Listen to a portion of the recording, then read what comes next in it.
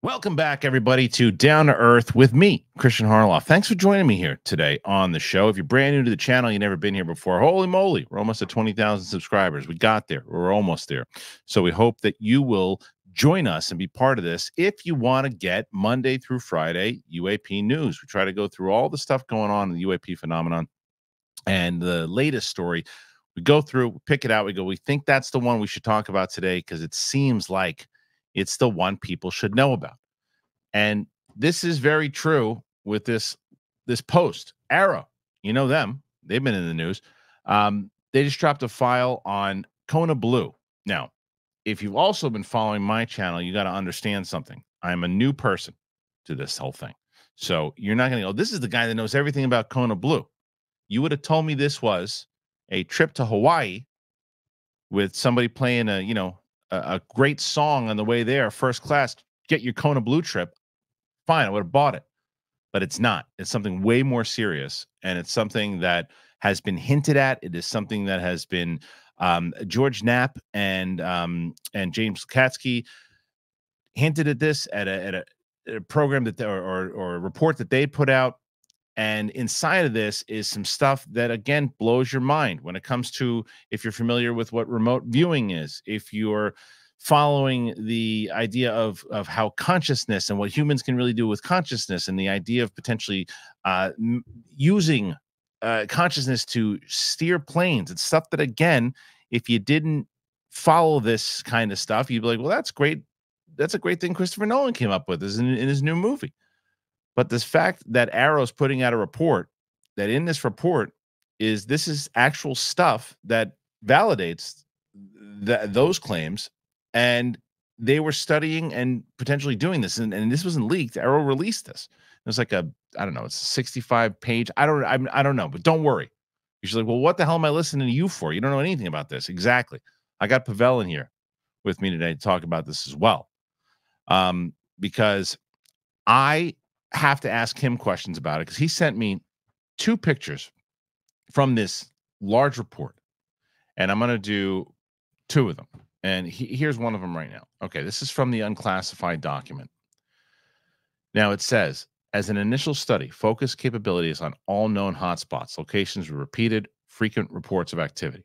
Extend remote communication programs to communicate and retrieve data across dimensional space-time barrier. What? Develop remote viewing and remote communication countermeasures. Study consciousness interactions with and control of technology. Conduct experiments to determine baseline parameters for physical transport across dimensional space-time barrier as opposed to communication and data transfer only. So the deliverables are experimental results, and assessment reports will be produced on each separate activity. Results and reports will be maintained separate from other data reports. Now here's a second screenshot. The science, here's a second screenshot. The DoD threat scenario. The science exists for an enemy of the United States to manipulate both physical and cognitive environments in order to penetrate U.S. facilities, influence decision makers, and compromise national security. Psychotronic weapons, cognitive human interface, penetration of solid surfaces, instantaneous sensor disassembly, alteration, manipulation of biological organisms, anomalies in the space-time construct, unique cognitive human interface experiences. The DoD advantages. DoD has been involved in similar experiments in the past. DoD has relationships with renowned subject matter experts. DoD controls several facilities where activities have been detected. What was considered phenomena is now quantum physics. What in the F? All of that. And how is this not? I say this all the time. Why am I covering this? Why am I the one that you're getting this news from? Why isn't this everywhere? This is what the hell is going on? I have so many more questions to talk to, like Pavel, about this, but you may or may not know the name Sean Kirkpatrick. If you're following this close enough, you definitely know the name. He ran AARO he was the head of AARO for a long time, and then he's also been in the news of saying that there's no evidence of this and that and blah blah blah. Well, he was asked about this. I don't know how long ago this particular video was, but I want to play this. As part of the discussion in the historical report, there's reference to a prospective special access program, or PSAP, called Kona Blue. Can you talk about how that figures in the historical assessment and Yes. the broader set of issues in this case? So it's well known and well documented out in the world of the story of how, Senator Reid, Harry Reid, wanted to set up a special access program with the Department of Defense to protect alleged information that the then ATIP OSAP program was supposedly uncovering, and to provide a compartment under which the alleged spacecraft could be returned to government oversight. So the big concern here from Reid and from Congress was, if this program existed, there was no congressional oversight. So he sent a letter to the Secretary of Defense and said, hey, we want to set up this special access program. Secretary of Defense said no, and then had a review of the program with DIA and Undersecretary of Defense for Intelligence, and said, yeah, not only are we not going to do that, but we're going to stand this program down, because this has nothing to do with, aliens and extraterrestrials. This was supposed to be something else. Senator Reid did not necessarily stop at that point. In fact, did not like that answer, and so reached out to his colleague, Senator Lieberman, who had a connection in the Department of Homeland Security, to try to get the Department of Homeland Security to stand up this program. And a prospective special access program is a proposal. It's a proposal package that is put together by a group of people to stand up a special access program. That package then has to go through coordination, and it goes through general counsel, and it goes up through the SAPCO director, the Special Access Program Office director, and to get approval. And Kona Blue was that program. They had convinced, Reid and Lieberman had convinced the DHS to put together that program, that proposal. That proposal was written by some of the same group of people that came out of the previous program after it was shut down. And so that entire package we found in the DHS archives, researched it a year ago, and then worked over the last year prior to my retirement to get it declassified and to get it out. I actually sent a congressional notification to the Hill last summer when we found it, and then had briefed it to them, to the Hill, several times since then. It is now out in the report, and that package is in its final review for public release. It has been declassified and is almost ready to go. So that is where that program came from, and it contributes to this story. Why? Because we had several interviewees come in who named Kona Blue as the program that is housing the reverse engineering and the non-human intelligence bodies of these craft. And that is absolutely not the case. In fact, the program that was proposed to set up 6 centers, research centers.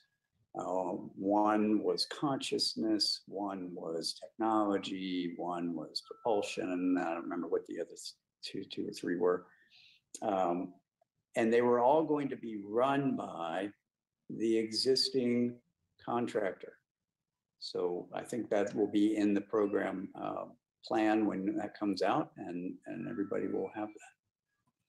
But that's where that came from and why it contributes to this story, because then, come forward in time to now, and interviewees are naming Kona Blue as one of those programs. Okay, what's crazy about that is, I mean, obviously he's sticking to the whole thing where no, it's not the case with it's reverse engineering and that. But correct me if I'm wrong. And again, why I'm going to have Pavel on in a second. But he said, no, that's not what that is. That program was to like, was more so about consciousness and all that. It's right there. The idea that the remote viewing side of it and all that, and it's not in this. And again, what I am gathering from this report isn't saying that any of that stuff was successful. All it's saying is that they were exploring it. That's what I'm gathering out of this. But I bring in Pavel to tell me what I got right, what I got wrong, and to explain what the hell I don't know. Here he is. Hello, Pavel. How you doing? I'm confused. That's how I'm doing. So give me a breakdown, because I don't know if I did any justice to the Kona Blue side of it, what I forgot, what I left out, what's going on here. First of all, it's a really long report and it just came out today. So we're all going to need a little bit of time to go through it. I want to start by talking about the two images you showed at the beginning. One is from the report and the other one is called Slide 9, which is a famous document that was leaked alongside Lou Elizondo's resignation letter when he stepped down from ATIP. And it's funny that there are so many similarities between the two documents, between the two images. And it kind of proves, or it alludes, that Slide 9 is not fake. It was something that they were exploring, as you well said. So you are correct on that assumption. They were exploring that. But also, the whole document, it does have a lot of language that does allude to special access programs, that recovered craft, and even the biologics aspect of it. It does mention it on that 56-page document. So I think what we're looking at here is how the war inside between AARO and the people that want disclosure is taking place, And I think the release of this report, it's kind of like AARO rub it in on their face, like you couldn't do it, like, well, that's the way I kind of see it. But I don't. What do you mean by that? Because what I don't understand is what's the purpose of releasing this report? If you're AARO, what's the purpose? You're saying rubbing it in their faces. How does it rub it in anyone's faces if they're essentially saying no, we've worked on these programs before? Yeah, we've actually worked on the idea. Oh, go ahead. That is the proposed program they wanted to work on, but it was denied by the DoD. Got it. Okay, so it was out there, and so it's not necessarily that they even tried to do these things. It's that AARO presented this particular program, presented the idea of consciousness and flying ships through consciousness, and the idea that they even thought it was possible was in a program that they submitted to the DoD that was denied because of whatever reasons, too expensive, didn't believe in it, thought it was science fiction, whatever it might have been. But there is merit to the idea that AARO took this serious enough that they presented a document to the DoD, right? Yeah. And also, we got to remember, too, there are other official programs that have dealt with some of these aspects, such as remote viewing. We know the Stargate project was real. We know it ended in 1995. So we do know that the government has been working on this, on remote viewing and other stuff. So, and also another thing that I wanted to point out is that this Kona Blue program is really similar to a program that is mentioned on the book written by George Knapp called Skinwalkers at the Pentagon. And it's very, very similar. So there's another confirmation from a different source that this program was proposed, and they wanted it to happen, but it was denied. But they're both kind of saying that. So going back to what you said about the fact that AARO is rubbing it in people's faces, how clarify that? What do you mean? How is because the program was denied, they're just publishing it as in to let people know, yeah, it was denied. This is the program that was proposed, but it's not happening. It didn't move forward. It never happened. So because of it would never happen, how could there be a reverse engineering program there? Because it never happened. It's not factual. That's what they're saying, right? Yeah.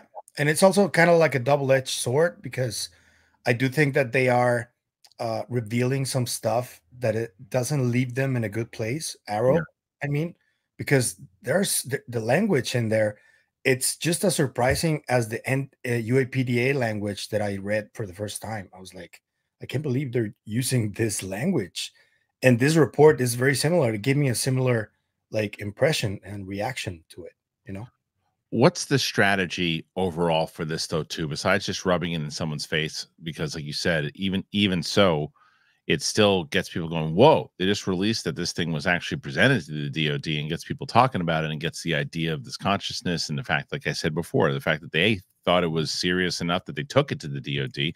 What's their game plan there overall, and what does this do? Does this you think by them presenting this, it says, okay, now people are going to stop because we took a shot at doing this stuff and nobody thinks it's real. So it's not, it's just no one's taking it serious. I am a little bit confused because I really don't see the point of them releasing it just to rub it in people's faces.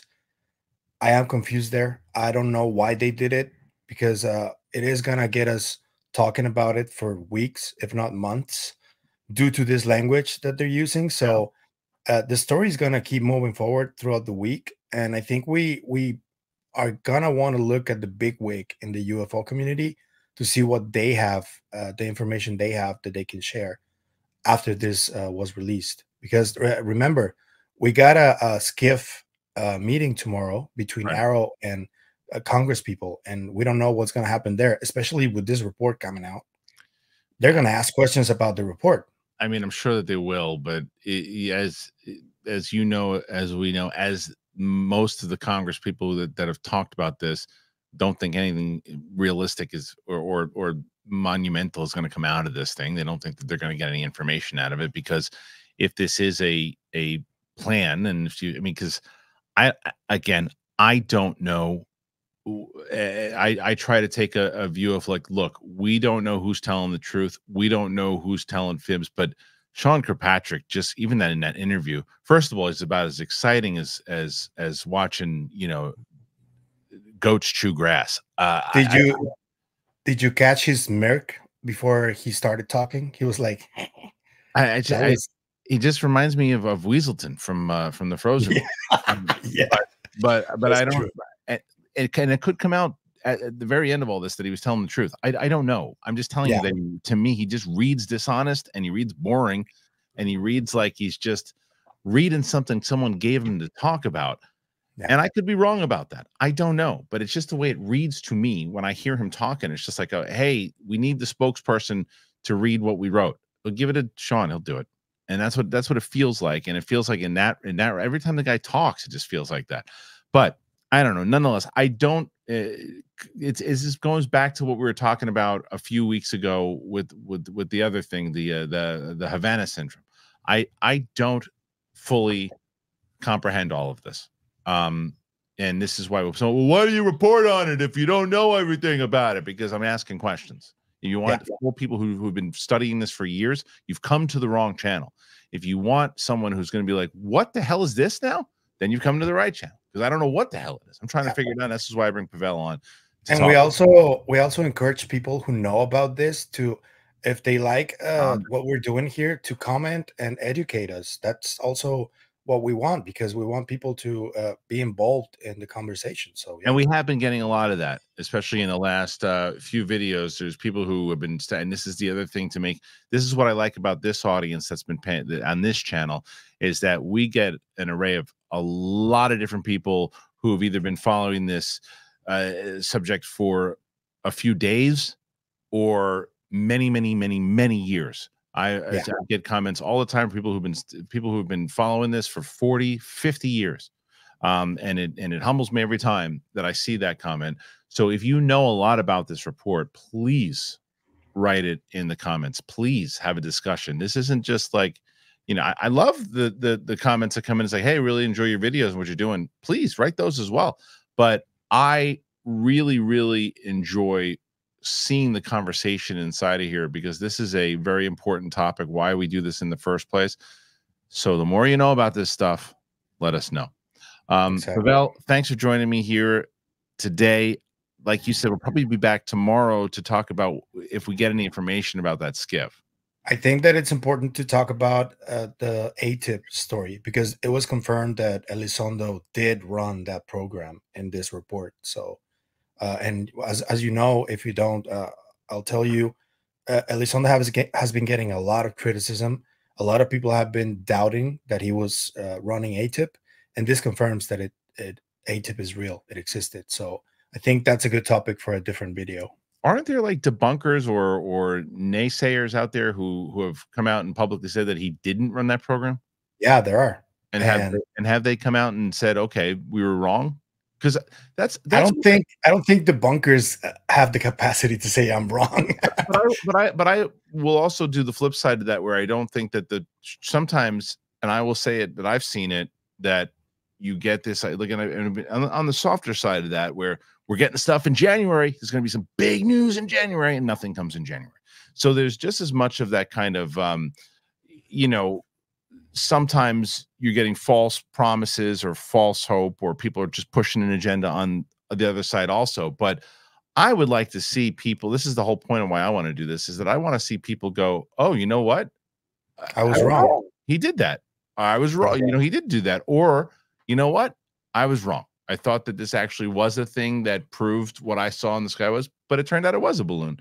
Like, I want to see that on both sides, because I think that to me is the most healthiest. People just going out there and tweeting, going, "Oh, look how horrible Lou Elizondo is," and "Oh my God," and I don't know why I turned into Jeff Goldblum, but you understand what I'm saying. Like, it's one of those things where I think it should be balanced on both sides. But yeah, I agree. Nonetheless, we have a lot to talk about coming up this week. So, Pavel, thanks for joining me as always, my friend. We'll see you later. My pleasure, man. Bye.